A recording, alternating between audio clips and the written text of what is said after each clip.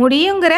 அட முடியாதுங்க, அட முடியுங்கிற, என் வாழ்க்கையில் இப்படி ஒரு நல்லதெல்லாம் நடந்ததே கிடையாது அப்படின்னு சொல்கிறவங்களா நீங்கள்? ஒரே ஒரு தடவை ஆஷாட நவராத்திரிக்கு அம்பாளோட பெயரை சொல்லி தினமும் ஒரே ஒரு அகல் விளக்கு ஏற்றி பாருங்கள். இந்த வீடியோவில் ஆஷாட நவராத்திரி பார்ட் 1 அம்பாளை எப்படி அழைக்கலாம், என்ன நாள் அழைக்கலாம், என்ன நேரத்தில் அழைக்கலாம்னு பார்க்கலாம். இந்த வருடம் ஜூலை 15ஆம் தேதி மாலை 6:30 7:30 அம்பாளை வீட்டுக்குள்ளே அழைக்கலாம். கலசம் மூலியமாக அழைக்கலாம், அகண்ட விளக்கு மூலியமாகவும் அழைக்கலாம். அகண்ட விளக்கு பற்றி அடுத்தடுத்த வீடியோவில் ஷேர் பண்ணுறேன். முதல்ல கலசம் வைக்கிறதுக்கு 1.5 லிட்டர் கலசம் எடுக்கிறீங்க, இல்லை 1 லிட்டர் கலசம் எடுக்கிறீங்கன்னா நல்லா தாராளமாக 1.5 அடியிலேருந்து 1 அடி பலகை எடுத்துக்கோங்க.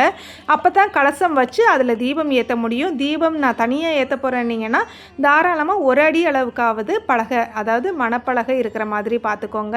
அந்த மணப்பலகையை மணி நிறைய மஞ்சள் பூசி மகாலட்சுமி கலசம் வச்சு மங்களகரமான நீர் நிரப்பி அதில் மங்கள பொருட்கள் போட்டுக்கலாம். மங்கள பொருட்கள்னால் என்னன்னு கேட்குறீங்க? பேர் சொல்லும் பேர் சொல்லலாம், நம்ம வாழ்க்கையை எடுத்து சொல்லும் பேர் சொல்லான்னு சொல்லலாம். அந்த பேர் சொல்லவா சுட்டு எடுத்து அந்த நீரில் போட்டுக்கோங்க. ஜாதிக்காய், மாசிக்காய், கிராம்பு, ஏலக்காய்னு இந்த மாதிரி மனம் தரக்கூடிய மங்கள பொருட்களை சேர்த்துக்கோங்க. இதில் 3லிருந்து 11 பித்தளை காயின் வரைக்கும் சேர்த்துக்கலாம். அது தங்கமாக இருந்தாலும் சரி, வெள்ளியாக இருந்தாலும் சரி, இல்லை பித்தளை காயினாக இருந்தாலும் சரி. அவ்வளோதான். நிறைய கலசத்துக்கு மேலே நல்லா முழுவதுமாக மஞ்சள் பூசின மாதிரியான தேங்காய் எடுத்து வச்சுக்கோங்க. 9 நாளைக்கு தாங்குற மாதிரியான தேங்காயாக இருக்கணும். நம்ம வீட்டில் அரைச்சி வச்ச சாம்பிராணியே கையோட தூபம் காட்டியாச்சு.